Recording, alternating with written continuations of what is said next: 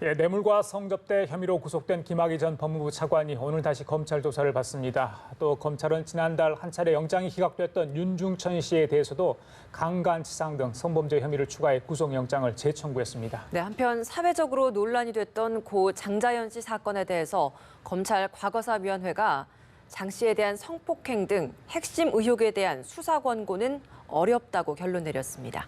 이 관련 내용들 최영일 시사평론가 노영희 변호사와 자세히 짚어보겠습니다. 네, 어서 오세요. 안녕하세요. 예. 먼저 장자연 사건 얘기 좀 하겠습니다. 진상조사단이 오랜 기간 조사를 했고 그 결과를 진상조사위에 과거사조사위에 보고를 했습니다. 그 보고서를 검토한 뒤에 어제 결과를 발표했죠. 어떤 부분에서 수사 공고가 나올지 관심을 집중이 됐었는데 일단은 대부분의 의혹에 대해서는 수사 공고가 내려지지 않은 것 같아요. 일단 수사에 좀 한계가 있었던 게 맞습니까? 사실은 이제 13개월 정도 조사를 하면서 여러 번 연장도 하고 또 진상조사단 내부에서의 갈등이 많이 표출되면서 이게 정말 산으로 가는 거 아닌가라고 하는 의심이 많이 들었었던 것이 사실이고요. 또 중간에 이제 유일한 목격자라고 얘기되어졌던 윤주호 씨의 증언의 신빙성이 탄핵되는 여러 국면들이 많이 있었습니다. 네. 그런 상황에서 특히 그 장자연 사건에 대해서 재수사가 꼭 필요하다라고 주장했던 이제 참여원 중에 한 명인 변호사 입장에서는 강력하게 이번에 이 결과 발표를 또 반대하는 의견을 별도로 내기도 했었었는데요. 예. 그만큼 이 사건 자체가 많이 묻혀 있었고 오염되어 있었다라고 하는 걸 얘기하는 거죠. 어쨌든 쟁점은 정확합니다. 첫 번째로는 폭행이나 협박과 같은 것들은 있었다. 다만 그것을 재수사 권고할 만큼 그렇게까지는 아니었다. 이런 얘기가 하나 나오고요. 또 하나는 문제가 되었던 특수강간이나 치상 혐의와 관련해서는 그와 관련된 명확한 물증이나 객관적인 증거나 단서를 확보하지 못했다. 이제 바로 그 부분과 관련해서 이제 앞으로 계속해서 문제가 될 것으로 좀 보여지고 있습니다. 예. 12가지로 정리해서 최종 보고서를 제출했고 거기에 대해서 일일이 이제 보고서 결과를 발표하지 않았습니까? 좀 애견됐던 일입니까? 조금 아쉬운 부분이 있어 보이는데 어떻게 보십니까? 아쉬운 부분이 있습니다. 사실은 대중의 입장에서는 세세한 내용이나 증거 존재 여부 또는 이제 관련자가 어떤 진술을 했는지 이런 것들을 구체적으로 모르기 때문에 지금 추정으로만 떠돌고 있는 거예요. 그게 무려 10년이 됐습니다. 그래서 대통령도 직접 언급을 했습니다. 이 진실이 뭔지를 밝혀라. 그래서 이번에 이제 아까 말씀하신 대로 13개월 동안 진상조사단이 조사를 했는데요. 어제 이 4시경에 발표가 나왔고 발표가 나기 전에 재수사 권고는 어려울 듯 이미 이제 추정 보도들이 많이 됐고 내용을 열어보니까 결국은 과거사 조사위에서는 재수사 권고하지 않는다. 예. 사실은 실체가 없다. 종합하면 이렇게 이제 들리는데 문제는 이게 대검 진상조사단하고요. 실제로 이 사건을 1년여 조사한 또 그 조사복을 받아서 발표한 과거사 조사위의 입장과 내용이 확연히 좀 다르다는 거예요. 예. 그래서 아까 노 변호사님께서 말씀하신 김모 변호사, 단원으로 참여했던 인물인데 심지어 총괄 팀장이었던 인물이 어제 인터뷰를 했습니다. 물론 이것은 이 어떤 팀장의 자격이 아니라 개인 자격임을 전제로 한다라고 말했지만 권고한 내용은 장자연 문건은 존재했을 가능성이 매우 높다. 그것은 장자연 씨가 쓴 것으로 보인다. 그 내용은 신빙성이 있다. 그런데 이제 어제 과거사 조사위의 발표는 그 문건 자체의 존재 여부도 확인할 수 없고 장자연 씨가 썼는지도 모르겠고 그다음에 결론적으로 그것을 믿을 수가 있겠는가 하는 쪽으로 발표가 나서 이 진상조사단과 과거사 조사위의 발표 내용은 확연히 다른데 그것은 사실은 진상조사단 내에서도요. 내부 단원은 검사들이 참여했고 외부 단원은 이제 외부의 법조인 등이 참여를 했어요. 그런데 이 외부 단원의 입장이 중요했고 그게 다수 의견인데 과거사 조사위는 이상하게도 소수 의견, 주로 검사들의 의견을 받아들인 것으로 보인다. 그럼에도 불구하고 이제 결론은 어떠냐면요. 그러면은 진상조사단이 제안한 것은 뭐냐. 검찰이 재수사 여부를 검토해서 판단해 달라라는 의뢰 요청이에요. 그럼 검사들의 의견이 사실은 부정적인 기류였다면 이것이 받아들여졌다 한들 검찰이 또 최종 판단을 하는 거거든요. 그렇죠. 그렇다면 어차피 재수사는 어려웠을 것으로 보여지지만 그래도 과정적인 부분에 있어서는 분명히 찬반의 입장은 갈렸고 진상조사단 내에서는 재수사해야 된다는 입장이 다수 의견이었던 것으로 지금 드러난 겁니다. 그래서 오히려 앞으로 좀 논란이 더 커질 것으로 보여집니다. 사건이 있어서 사실 이렇게 결과를 발표를 했는데도 추후에 또다시 이렇게 좀 인정할 수 없다라는 이야기가 나오다 보니까 이게 사건을 사실 좀 마무리가 돼야 되는 부분인데 마무리되지 않는 느낌이 좀 많이 드는 것 같아요. 사실 이게 문제가 뭐냐면 2009년도에 이 사건에 대해서 불기소 처분을 하고 이제 그중에 2명에 대해서만 특히 전혀 엉뚱한 범죄 사실로 재판에 넘겨지는 것이 그게 예. 문제였다라고 해서 이 재조사가 사실 필요하다 이런 얘기가 나왔었던 건데 이번에도 결과론적으로는 역시 뭔가 찜찜하긴 하지만 제대로 된 게 없기 때문에 우리는 조사를 권고할 수 없다 이런 식의 결론이 나온 거거든요. 그렇다고 한다면 이전에 2009년도에 있었던 것하고 뭐가 다르냐. 또 두 번째로는 이 수사를 하는 과정 중에서 뭐 이제 조선일보에서 외압이 있었다라고 하는 발표까지 있었습니다. 물론 여기에 대해서 조선일보는 사실 무근이다라고 하면서 또 반박을 하고 있는 거잖아요. 그러니까 일반 국민들이 보기에는 대통령까지 나서서 조사하라고 한 사건에 대해서 우리나라 제일 언론사가 개입돼 있었다라고 하는 것. 이거는 밝혀놓고도 또 여기에 대해서 수사도 하지 말라고 하니 도대체 이게 무슨 모순적인 상황이냐 이제 이런 얘기 나오는 거고. 예. 세 번째로는 내부적으로 조사단들 안에서의 의견조차 통일되지 않을 정도로 뭔가 결론이 이상하다면 이거는 우리가 생각하는 그런 종류의 의심이 확실하다는 걸 오히려 반증해 주는 거 아니냐 이런 얘기가 나오거든요. 그래서 예. 지금 최영일 평론가님이 뭐 구체적으로 상세하게 설명을 했지만 이거는 오히려 문제를 해결한 게 아니라 문제를 더 야기하고 분란을 더 확산시키는 그런 문제가 또 나온 거 아니냐. 또 하나는 중요한 게 우리나라의 권력, 검찰이라고 하는 수사 권력과 그다음에 이제 언론이라고 하는 것 사이가 명확하게 클리어하지 않다라고 하는 걸 또 일반 국민에게 오히려 각인시켜주는 계기가 된 게 아니냐. 이제 이런 문제점들이 있는 것 같습니다. 예, 저희가 지금 그 조사 결과 네. 내용을 좀 쭉 정리를 해서 보여드리고 있습니다만 일단은 중요했던 게 이제 리스트의 실체 부분에 있어서 맞습니다. 이게 인정이 되느냐, 실제로 있었느냐, 명단이 네. 있느냐 이런 부분이 좀 중요한 부분 중에 하나였는데 거기에 있어서 윤지호 씨만 봤다고 주장을 했고 네. 때문에 실체 진상 규명이 어렵다라고 결론을 내렸잖아요. 이 부분 어떻게 보셨습니까? 아까 말씀하신 대로 윤지호 씨가 어찌 보면 그동안은 존재 여부를 우리가 몰랐지만 정말 결정적인 순간에 등장해서 장제원 씨와 가장 가까웠던 특히 마지막 순간에 그리고 이제 그 실제로 목격도 직접 했고 문건도 직접 받고 그 안에 이제 어떤 이름이 있었는지도 기억하고 있다라는 것 때문에 굉장히 관심을 모았었는데 예. 아까 탄핵됐다고 표현하셨지만 사실은 신빙성에 상당히 많은 오점이 야기된 건 사실이에요. 그리고 캐나다로 지금 돌아가 버렸고 이런 상황에서 윤지호 씨의 진술 그동안 뭐 언론에서도 그렇고 검찰에서도 그렇고 여러 가지 진술을 남겼는데 이것이 다 기각돼 버린다면 장자연 문건 존재 여부에 대한 어떤 진위를 따지기가 참 어려워집니다만 그래도 윤지호 씨의 진술을 보면 어떻게 돼 있냐면 처음에 이제 이 수사 과정에서 보게 되었다. 그것은 장자연 문건이 아닌 것으로 확인됐습니다. 수사 조서인 것으로 확인됐고 그럼 장자연 문건을 윤지호 씨가 봤다고 이야기했던 것은 바로 소속사 대표인 유모 씨가 보여줬다는 거예요. 장제원 씨가 사망한 직후에. 그래서 그러면 그 종이를 가지고 있었던 것은 바로 유 대표라는 게 확인되는 거고 유 대표는 조사를 받은 인물이고 유 대표는 이 문건이 존재한다고 증언한 인물입니다.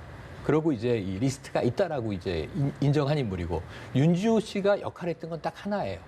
유서라고 그동안 이야기했지만 유서가 아니라 법적 조치를 위해서 만들어진 문건일 것이다라는 추정을 확산시켰어요. 예. 그거는 지금도 유효한 하나의 의견이라고 보여집니다. 다만 윤지호 씨가 거기에 덧붙인 세세한 내용들은 좀 이제 이 신빙성이 있는지 없는지가 우리가 판단하기는 어려워졌습니다만 예. 그런 측면에서 문건 존재 여부가 진상조사단은 문건이 존재한다는 거예요.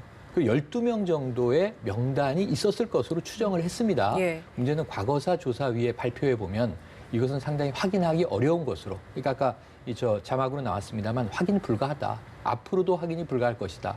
그러면 수사의 의미는 없다. 이제 이렇게 본 것인데 사실은 지금 그 외에도 이 10년 전으로 돌아가면 이 과거사 조사위가 어제 인정했지만 초기 수사가 다 헝클어지는 바람에 지금 확인할 수 없는 게 많아져서 그게 미스터리가 된 거예요. 주로 뭐가 있냐면 통화 내역, 통화 기록 이것들을 다시 원본이 존재했었고 사라진 걸 복원을 했는데 이것들이 존재하지 않음으로써 확인할 수 있는 요즘에 통신 기록이 굉장히 중요하지 않습니까? 예. 그런데 그런 부분들에 대해서는 이제 수사가 어렵다라고 하는 겁니다. 이게 수사가 안 된다가 아니라 할 필요가 있을 것도 같은데 수사를 지금 해봐야 시간이 흘러서 어렵다라고 판단을 해버리면 사실은 그 10년 전에 무슨 일이 있었는지에 대해서 국민들의 의혹은 커질 수밖에 그 없겠습니다. 이야기를 계속 주되게 했던 사람이 사실 윤지호 씨였고 그 맞습니다. 증언에 의존을 했었는데 증언의 신빙성에 문제가 생기다 보니까 많이 수사의 동력을 잃었던 것 같아요. 근데 윤지호 씨의 증언이 어느 부분까지 실제 좀 영향을 미쳤던 겁니까? 인정이 된 사실 부분이 이 사건 있습니까? 그 재수사를 위해서 진상조사단이 처음에 만들어졌을 때 가장 핵심적인 역할을 했던 게 바로 윤지호 씨의 증언이었는데요. 예. 이제 문제는 윤지호 씨가 보았다라고 하는 문건이 어떻게 생겼냐면 이렇게 종이가 있고 이름이 있고 옆에 이제 그 대략의 뭐 이렇게 그런 게 있다는 거예요. 그런데 그 위에 제목으로 예를 들면 성폭행을 한 사람, 뭐 나에게 무엇을 시킨 사람 이렇게 써 있는 게 아니라는 거죠. 그러면 이름만 쭉 적혀져 있는 그것을 성폭행을 나한테 한 사람으로 볼 것이냐, 아니면 내가 그냥 이름을 적어놓은 걸로 볼 것이냐, 이런 거에서부터 벌써 이제 법리적으로 다툼하는 여지가 생기는데 네. 이것에 대해서 진상조사단 내에 변호사들이 있고 검사가 있어요. 검사는 그것만 보고서 이게 범죄의 구성 요건이라고 해서 범죄 혐의를 입증할 정도로 우리가 조사해서 결과가 나올 것이냐에 치중하는 사람들이고, 변호사들은 그걸 딱 보면서 아 뭔가 의심이 되니까 이 의심의 단서로부터 시작해서 뭔가 좀 추정해서 해보자라는 사람들이란 말이에요. 양쪽이 서로 가지고 있는 시각 자체가 틀리죠. 예. 여기에다가 윤지호 씨가 말한 그 증언이라고 하는 것이 여러 각도에서 좀 틀리다라고 하는, 혹은 틀릴 수 있다라고 하는 그런 오염되었다라고 하는 거를 말해주는 사람들이 수많은 사람이 생겨난 거죠. 그렇다면 더 이상 이 사람의 증언 하나만 가지고는 이 사건을 유지해 나갈 수가 없기 때문에 예. 더 이상은 조사를 하는 것이 의미가 없다. 특히 공소시효 문제, 그리고 증거가 존재하지 않는 문제, 이제 이런 여러 가지 것들을 고려한 다음에 여기서 끝내는 게 맞다. 이게 바로 판단인 것 같습니다. 공소시효 관련해 가지고 특수강간 그것만이 지금 공소시효가 살아있는 거였습니까? 그렇죠. 다른 건 기본적으로는 다 이미 이제 보통은 10년 선멸됐고요. 정도까지가 시효가 전부 다 이제 만료되는 타이밍인데 지금까지 나왔던 것들은 전부 다 만료가 됐죠. 만료됐고요. 그래서 남아 있는 게 특수강간이라고 하는 거 하나밖에 없다. 15년이라고 되니까. 그런데 그걸 인정하기 위해서는 엄청나게 객관적인 뭔가가 나와줘야 되는 거예요. 근데 그 하나도 없다니까 예. 이제 공소시효 문제도 걸리고 이런저런 여러 가지 힘들다는 거죠. 예, 누군가는 이번 결과에 대해서 눈물을, 누군가는 또 미소를 짓고 있을지도 모르겠습니다. 더 이상 뭐 수사 진척은 없을 것 같고요. 알겠습니다. 다른 주제 좀 넘어가 볼게요. 김학의 전 차관 재소한 소식 좀 얘기 좀 해보겠습니다. 구속 후 벌써 세 번째 이제 오늘 네. 나오면 되는데 첫 번째는 사실 뭐 소환에 불응한 거고요. 안 나왔죠. 예, 두 번째는 2시간 조사받고 그냥 돌아갔고 네네. 새 변호사를 접견한다고 이렇게 하지 않았습니까? 맞습니다. 이게 예. 그래서 이제 판사 뭐 출신의 전략이 좀 있는 겁니까? 전략이 당연히 있겠죠. 지금 전략 부재로 저는 사실은 저분이 법조인이었나 좀 황당하게 느꼈던 게 뭐냐면 구속영장 실질심사를 들어갔는데 그 전까지는 난 윤중천을 모른다. 영상 속의 인물은 내가 아니다. 심지어는 민감용 경찰청장이 영상을 보면 육안으로 확실하다는 걸 알 수 있다고 이야기까지 한 상황이었어요. 그런데 너무 명백한 두 가지를 부인으로 일관했어요. 그러다 이제 구속영장 실질심사에 들어가서 윤중천을 사실은 만난 적이 있다라고 일부 시인을 하면서 그럼 그동안 거짓말로 일관한 게 돼버리잖아요. 그렇죠. 그럼 구속이 될 가능성이 높아진다는 걸 법조인이 아닌 저 같은 사람도 위험할 텐데 이런 생각을 하는데 그 일을 했단 말이에요. 이제는 법리적으로 아마 기소 이후 재판에 대응하는 것 같습니다. 판사 출신의 변호사를 선임을 했고 그 변호인 없이는 진술하지 않겠다는 입장으로 말씀하신 대로 첫 번째, 두 번째는 이 조사에 불응한 것으로 보여지고요. 세 번째는 이제 변호인 선임하고 조사에 응했는데 이제는 이 법리적인 전략으로 가는 것 같은데요. 검찰의 전략도 조금 읽힙니다. 처음에 왜 이 성폭력 범죄로 이것이 굉장히 크게 비화가 됐었는데 뇌물로만 걸었을까? 구속영장 내용에는 영장 적시했는데요. 이 성범죄는 들어있지 않았다라고 확인되지 않았습니까? 그런데 검찰의 전략은 일단 구속이라고 하는 가장 강한 압박 상태에서 성범죄 여부까지도 더해 나갈 것으로 지금 보여지고요. 그런 이제 조짐이 보이고 있는 상황에서 이 부분, 이게 우선 뇌물죄의 입증 여부 더해서 성범죄의 입증까지 어떻게 가게 될 건지 저는 조사 과정에서 제일 궁금한 대목은 그 대목이 될 것 같습니다. 김학의 전 차관이 왜 이런 식으로 할 수밖에 없었냐는 당연합니다. 왜냐하면 처음에 본인에게 구속영장까지 선고할 걸 몰랐었어요. 그러니까 일단은 모른다라고 했어요. 왜냐하면 객관적인 증거가 없다고 생각하기 때문에. 두 번째로는 그렇게 일관하고 가다가 법원에서 영장 실질심사까지 받게 됐죠. 그런데 영장 실질심사에서 가장 핵심적인 거는 증거인멸 도주의 우려란 말이에요. 본인이 이미 공항에서 한번 잡혔죠. 네. 그런데 계속해서 김학의를 모른다고 부인을 하게 되면 얘는 도망가고 윤중천을 모른다. 윤중천을 모른다고 얘기를 하게 되면 얘는 도망갈 가능성이 있구나. 증거인멸할 우려가 있구나라고 판사가 판단하게 돼요. 그러니까 그걸 막기 위해서 할 수 없이 내가 윤중천을 압니다라고 바꿀 수밖에 없었죠. 그러다 보니까 스텝이 꼬였죠. 세 번째로는 그 상황에서는 이제 더 이상 검찰 출신으로서의 이런 건 한계가 있다 생각해서 첫 번째는 거부를 하고 그다음에 전략을 나름대로 세우죠. 하지만 2시간 정도 조사받다 보니 내가 생각했던 것하고는 다르게 수많은 심도 깊은 종류의 증거와 전략이 나온 거예요. 검찰로부터. 아, 이 정도로 이 상태로는 안 되겠다. 세월호 변호사 선임해서 여기서 다투지 말고 법원 가서 다투어야 되겠다. 라고 해서 중간에 그만두고 판사 출신 변호사를 선임한 거죠. 근데 세 번째로는 검찰에서 더 이상 다툴 생각을 안 하고 있을 것이고 아마 여기서 최대한 모르쇠를 일관하거나 최대한 본인이 가지고 있는 거를 패를 안 보여준 다음에 법원에서 재판받아야 될까 하는 걸로 아마 그런 식으로 전략을 세울 것 같습니다. 네, 변호사와 접견을 해야 한다. 뭐 이런 식으로 계속 좀 시간 끌기다 우리가 이렇게 이야기를 하고 있잖아요. 근데 이런 식으로 계속 뭐 피해자 측에서 계속해서 시간을 끈다고 하면 검찰은 좀 강제적으로 할 수 있는 방법이 없는 겁니까? 검찰이 강제적으로 하는 거는 강제적으로 인치를 시켜서 여기 수사받으러 와라라고 하는 것 정도까지 하지 입을 다물고 있는 사람한테 연락할 수는 없죠. 왜냐하면 입을 다무는 건 본인의 권리이기 때문에. 예. 그래서 만약에 김학의 전 차관이 입을 계속해서 다문다면 예. 검찰은 자기네들이 가지고 있는 것만 가지고 재판을 할 수밖에 없어요. 근데 그렇게 되면 검찰에 불리해요. 그렇기 때문에 검찰은 입을 열게 하는 게 중요한데 그래서 윤중천에 대해서 영장 청구를 다시 하는 거죠. 왜냐하면 윤중천이 새롭게 다른 측면에서 증거를 제시해 주길 바라면서. 예. 그래서 영장 재청구를 했어요. 강간치상 혐의랍니다. 네, 이건 뭐 그렇습니다. 기존에 좀 의혹이 됐던 부분인데 이거 영장 지난번에 기각됐고 그래서 새 혐의를 추가한 것 같아요. 이미 그때도 뭔가 좀 있었던 거 이런 생각도 드는데 이번에는 영장이 좀 발부될까요? 어떻게 가능성이 생각하십니까? 높죠. 왜냐하면 김학의 전 차관이 이미 구속이 된 상태이고 2008년도에 그 윤중천 씨에 대해서 고소를 했던 여성분에 대해서 그 검찰이 정신과 치료받은 거를 찾아냈어요. 그래서 진료 기록을 가지고서 강간치상 혐의를 추가했기 때문에 예. 아마 이전하고 좀 다른 방식으로 영장이 발부될 가능성이 매우 높아졌다. 이렇게 좀 보입니다.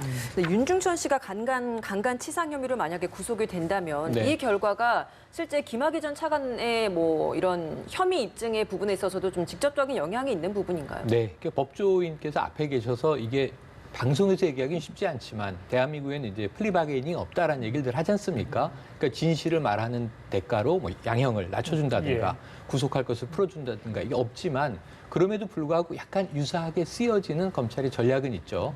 윤중천이 처음에 계속 이야기한 부분이 공소시효가 지난 것만 조금씩 풀었어요. 1,000만 원짜리 그림을 줬다. 예. 뭐 내가 대가성은 없었지만 돈을 줬다. 이런 이야기를 했는데 지금 강간치상으로 만약에 구속이 가능해진다라고 하면 상당히 더 많은 김학의와의 관계에서 그동안은 덮었던 문제들을 더 끄집어낼 가능성이 있는 거죠. 그러니까 김학의 전 차관을 구속했어야 되는 이유는 성범죄 혐의까지 파고 들어가기 위해서는 불구속 상태에서는 뇌물죄 여부만 다투다 보면 기소가 돼도 예. 상당히 김이 빠질 가능성이 있었는데 이번에 구속이 허용이 되면서 상당히 좀 이제 깊이 들어갈 수 있는 이 여지가 생겼고 윤중천의 경우에도 아까 말씀하신 대로 2008년 사건인데 맞고소했고 그 당시 시간이 상당히 끌렸던 사건입니다. 그런데 지금 진료기록부가 나왔다. 그러니까 이 강간에 의한 심리적 트라우마로 치료받았던 것이 의료적으로 입증이 됐다. 그럼 이게 증거가 될 수 있으면서 만약에 윤중천을 구속할 수 있는 정도의 여지까지가 입증 가능해졌다면 검찰의 입장에서 이제 두 개의 패를 쥐고 맞춰볼 수 있는 여지가 생긴 것이고요. 예. 윤중천이 최대한 구속을 피하기 위해서 내가 김학의 사건에 대해서 더 많은 협조를 하겠다라고 진술을 쏟아낼 가능성도 여지가 있는 것이죠. 이 예. 부분은 앞으로 조금 지켜보면 답이 나올 것 예, 같습니다. 알겠습니다. 하나만 더 짚어보겠습니다. 대림동 여경 주치자 대응 논란. 제가 편의상 뭐 대림동이랬습니다. 사건이 발생한 것은 뭐 구로동이죠. 네.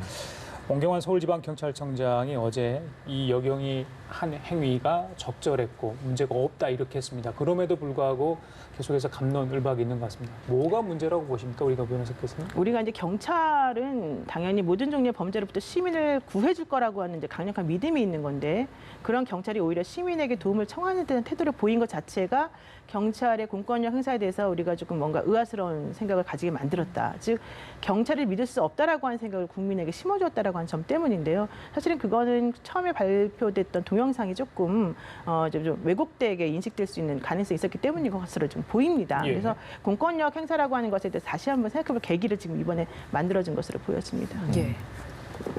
저는 이 대목에 지난 주말부터 오늘 이제 한 사나흘째 화제가 되고 있는데 여경 이렇게 우리가 부르잖아요. 대림동 여경 사건. 그런데 이 여성 경찰의 위치에 다른 남성 경찰을 그냥 대치해서 넣어보면 아무런 문제가 안 됐을 것 같아요. 아무런 화제도 안 됐을 것 같고 예. 아무런 문제 제기도 없었을 그 것 부분이 같아요. 문제겠죠. 취객을 제압하는데 경찰이 좀 뭐 이제 시민에게 조력을 요청할 수도 있다. 위험한 상황인데 요청했다 그러면은 논란이 일겠죠. 그런데 이제 물리적 힘이 부족해서 좀 눌러주세요라든가 혹은 뭐 수갑을 꺼내주세요라든가 그리고 심지어는 그것은 그냥 이제 호명으로 그쳤고 경찰이 이 지원을 하러 와서 수갑을 채우고 그렇죠. 종료가 됐습니다. 근데 아무것도 아닐 수 있는 사건이 왜 문제였을까? 여경이라는 이 낙인 효과에서 저는 비롯됐다고 생각을 합니다. 그래서 지금 여성 경찰분은 관록이 있는 분이고 지금 경찰 내에서는 그건 이제 뭐 조직 상부나 혹은 베테랑 경찰이나 아무 문제가 없었다고 지금 강력한 증언을 하고 있고 풀 영상도 공개가 됐고 그리고 제가 봐도 제 개인적인 소견으로도 문제가 없어 보여요. 다만 거기서 왜 남성 경찰, 여성 경찰 2인 1조를 보냈는가? 남성 경찰 4명이 한 명의 취객 제압하기도 어렵다는 얘기도 있거든요. 그럼 조금 애초에 신고받았을 때 충분히 동원됐어야 되지 않나? 이 1차, 2차 지원으로 갈 바에는 그렇다면 경찰이 뺨 맞는 수모까지는 없지 않았을까? 이런 생각도 이제 해보게 되는데 그것은 이제 상황 논리이기 때문에 어쩔 수가 없는 것이고요. 예. 지금 여성 경찰관 분이 이제 이 정말 악성 댓글을 단 네티즌을 고소하는 상황까지 예. 이르렀습니다. 저는 이런 명예를 좀 격화시키는 어떤 의도적인 폄훼는 없었으면 하고요. 이것은 있을 수 있는 일이 있었던 것이고 별다른 것은 아무것도 없었다. 예. 오히려 그 이후에 예. 논란의 온라인에서의 논란의 과정이 문제였다 이런 생각을 해봅니다. 알겠습니다. 자, 지금까지 최영일 시사평론가, 노영희 변호사 두 분과 얘기 나눠봤습니다. 말씀 감사합니다. 고맙습니다. 고맙습니다.